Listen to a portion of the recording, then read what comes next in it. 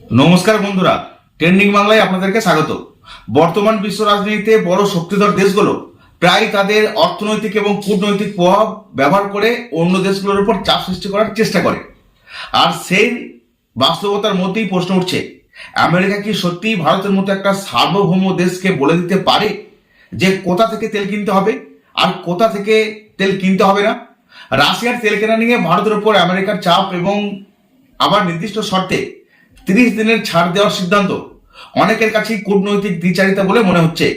একদিকে নিষেধাজ্ঞা, অন্যদিকে ছাড়, এই দুই বিপরীত অবস্থানের মধ্যে লুকিয়ে আছে বিশ্ব শক্তির রাজনীতি, অর্থনৈতিক স্বার্থ আর আন্তর্জাতিক প্রভাব বিস্তারের এক জটিল খেলা। এখানেই শুরু হচ্ছে বড় প্রশ্ন, ভারতের সিদ্ধান্ত কি সত্যিই স্বাধীন, নাকি বিশ্ব রাজনীতির চাপের মধ্যেই সেটা নির্ধারিত হচ্ছে? বিশ্ব রাজনীতির মঞ্চে এখন তেল, যুদ্ধ আর কূটনীতির অদ্ভুত একটা খেলা চলছে। সেই খেলায় হঠাৎ করেই ভারতের জন্য একটা অদ্ভুত সিদ্ধান্ত ঘোষণা করলো আমেরিকা। ডোনাল্ড ট্রাম্পের প্রশাসন জানিয়েছে ভারতকে 30 দিনের জন্য রাশিয়ার তেল কেনার ক্ষেত্রে একটা বিশেষ ছাড় দেওয়া হবে। তবে এই ছাড় পুরোপুরি স্বাধীনতা নয়, বরং নির্দিষ্ট একটা পরিস্থিতির জন্যই প্রযোজ্য। অর্থাৎ যুদ্ধ পরিস্থিতির কারণে সমুদ্রপথে আটকে থাকা রাশিয়ান তেলবাহী জাহাজ বা ট্যাঙ্কার থেকে ভারত তেল কিনতে পারবে, কিন্তু স্বাভাবিকভাবে নতুন করে রাশিয়া থেকে তেল আমদানির ক্ষেত্রে এই ছাড়টা কার্যকর হবে না। এই সিদ্ধান্তের পিছনে রয়েছে বর্তমান বিশ্ব পরিস্থিতির একটা জটিল ঘটনা। গত কয়েক বছর ধরে রাশিয়া এবং ইউক্রেনের মধ্যে যুদ্ধ চলছে জোর কদমে। সেই যুদ্ধের পর থেকেই আমেরিকা এবং ইউরোপের বহু দেশ রাশিয়ার উপর নানা অর্থনৈতিক নিষেধাজ্ঞা চাপিয়েছে। তাদের যুক্তি হচ্ছে, রাশিয়া তেল বিক্রি করে সেই অর্থ পাচ্ছে, সেই অর্থ ইউক্রেনের বিরুদ্ধে যুদ্ধ চালাতে ব্যবহার করছে। তাই রাশিয়াকে অর্থনৈতিকভাবে চাপে ফেলতে তার তেল বিক্রির পথ বন্ধ করার চেষ্টা করা হচ্ছে। এই প্রেক্ষাপটে ভারতের ভূমিকা অনেকটাই গুরুত্বপূর্ণ হয়ে উঠছে, কারণ ভারত বিশ্বের অন্যতম বড় জ্বালানি আমদানিকারক একটা দেশ। ভারতের শিল্প, পরিবহন, বিদ্যুৎ উৎপাদন সবকিছুই অনেকাংশে তেলের উপর নির্ভরশীল। ইউক্রেন যুদ্ধ শুরু হওয়ার পর যখন পশ্চিমা দেশগুলো রাশিয়ার তেল কেনা বন্ধ করতে শুরু করলো, তখন রাশিয়া তুলনামূলক কম দামে তেল বিক্রি করতে শুরু করে। সেই সুযোগে ভারত ও রাশিয়া থেকে তেল কেনা অনেকটা বাড়িয়ে দেয়। এতে ভারতের তেল আমদানির খরচ কিছুটা কমে যায় এবং দেশের অর্থনীতির উপর চাপ কিছুটা হালকা হয়। কিন্তু এই সিদ্ধান্তে আমেরিকা খুব একটা বেশি খুশি ছিল না, কারণ তারা মনে করে ভারতের মতো বড় দেশ যদি রাশিয়ার কাছ থেকে বিপুল পরিমাণ তেল কিনতে থাকে, তাহলে রাশিয়ার উপর আরোপ করা নিষেধাজ্ঞার প্রভাব অনেকটাই কমে যাবে। তাই একসময় আমেরিকা ভারতের উপর চাপ সৃষ্টি করতে শুরু করে। এমনকি ভারতের ওপর অতিরিক্ত 25% শুল্ক আরোপ করার কথাও ঘোষণা করা হয়েছিল।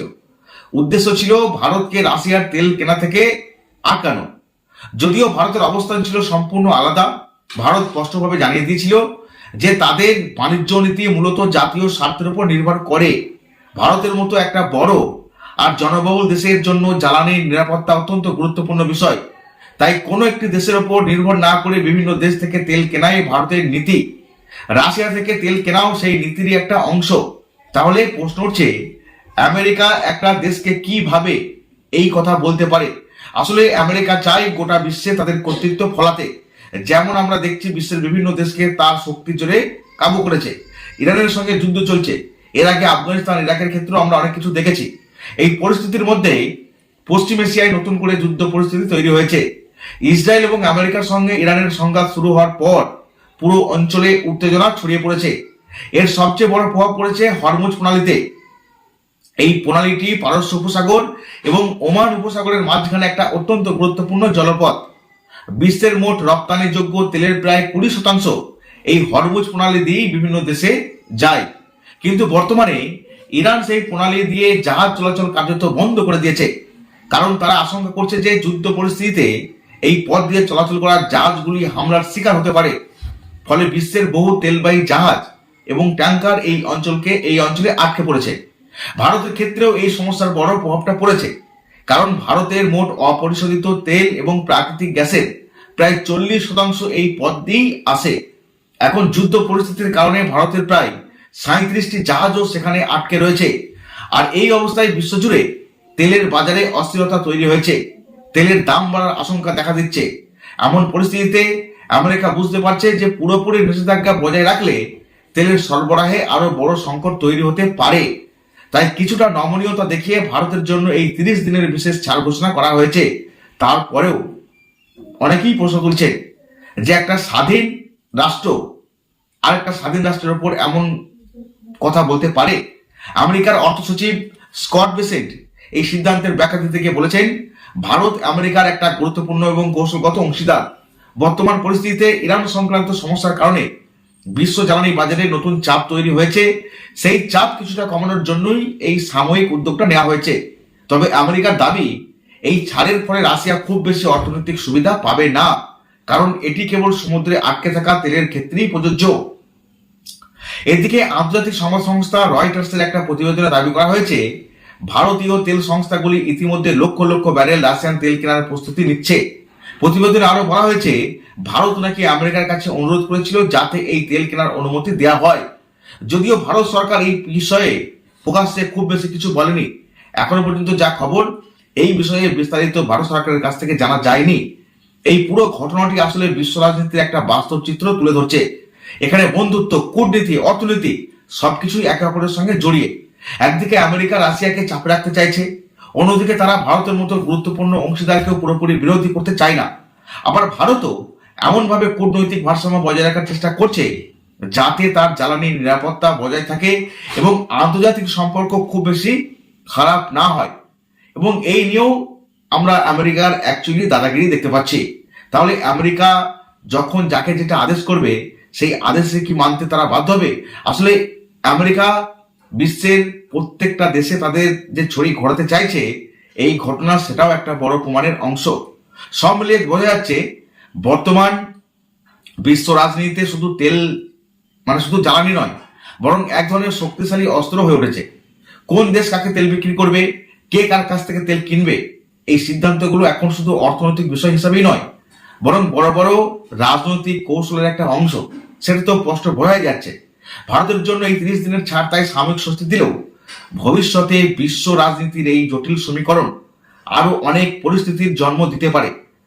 রাশিয়ার তেল কেনা নিয়ে ভারতের উপর আমেরিকার চাপ এবং আবার নির্দিষ্ট শর্তে 30 দিনের ছাড় দেওয়ার সিদ্ধান্তটা আসলে বিশ্ব রাজনীতির একটা অদ্ভুত দ্বিচারিতার উদাহরণও মনে হচ্ছে। একদিকে আমেরিকা নিজেকে গণতন্ত্র আর আন্তর্জাতিক নীতির রক্ষক বলে দাবি করে, অন্যদিকে নিজের স্বার্থ অনুযায়ী নিয়ম বদলাতেও দ্বিধা করে না। প্রশ্ন হচ্ছে, একটা স্বাধীন এবং সার্বভৌম দেশের অর্থনৈতিক সিদ্ধান্তে অন্য একটা দেশ কতটা হস্তক্ষেপ করতে পারে? ভারত কি আমেরিকার অনুমতি নিয়ে তার জ্বালানি নীতি ঠিক করবে? এই প্রশ্ন আমরা সোশ্যাল মিডিয়াতে দেখতে পাচ্ছি। বাস্তবে ভারতের অবস্থান খুব পরিষ্কার হওয়া উচিত। ভারতের মতো একটা বড় অর্থনৈতিক দেশের প্রধান দায়িত্ব তার জনগণের স্বার্থ সুরক্ষিত করা। দেশের শিল্প, পরিবহন, বিদ্যুৎ উৎপাদন সবকিছু তেলের উপর নির্ভরশীল। যদি কোনো দেশ তুলনামূলক কম দামে তেল দিতে পারে, তাহলে সেই সুযোগ নেওয়া ভারতের পক্ষে স্বাভাবিক, যেমনটা পৃথিবীর প্রত্যেকটা দেশই করে। কিন্তু আমেরিকার বক্তব্য এমন যেন ভারতকে তাদের নির্দেশ মেনেই চলতে হবে। প্রথমে নিষেধাজ্ঞা, পরে আবার সীমিত ছাড়। এই পুরো বিষয়টা অনেকটা রাজনৈতিক চাপের কৌশল বলেই মনে হচ্ছে। আর এই নিয়ে আমরা সোশ্যাল মিডিয়াতে অনেক কিছু পোস্ট দেখতেও পাচ্ছি। আর বড় প্রশ্ন হলো, আমেরিকা কি সত্যি নৈতিকতার জায়গা থেকে এই সিদ্ধান্তটা নিচ্ছে? যদি রাশিয়ার তেল বিক্রির যুদ্ধকে অর্থ যোগায়, তাহলে বিশ্বের অনেক দেশই এখনো বিভিন্ন সংঘাতের মধ্যে থেকেই তেল এবং অস্ত্র ব্যবসা চালিয়ে যাচ্ছে। সেখানে শুধু রাশিয়ার ক্ষেত্রে এত কঠোর অবস্থান নেওয়া অনেকের কাছে রাজনৈতিক উদ্দেশ্য প্রণোদিত বলেই মনে হচ্ছে। কারণ বিশ্ব রাজনীতিতে নীতির চেয়ে স্বার্থই বেশি বড় হয়ে দাঁড়ায়, এটা আমরা প্রত্যেকেই জানি যারা ভূ রাজনীতি সম্পর্কে খোঁজ খবর রাখি। তবে আমেরিকা সম্পর্কে নতুন করে কিছু বলার নেই। এই ঘটনায় ভারতের কূটনৈতিক ভারসাম্যের বিষয়টিও গুরুত্বপূর্ণ। ভারত একদিকে আমেরিকার সঙ্গে কৌশলগত সম্পর্ক বজায় রাখতে চাইছে, আবার অন্যদিকে রাশিয়ার সঙ্গে বহু দশকের প্রতিরক্ষা এবং জ্বালানি সম্পর্ক বজায় রাখতে চায়। তাই ভারত সবসময় চেষ্টা করে এমন একটা অবস্থান নিতে যাতে কোনো পক্ষের সঙ্গে সরাসরি সংঘাতে যেতে না হয়।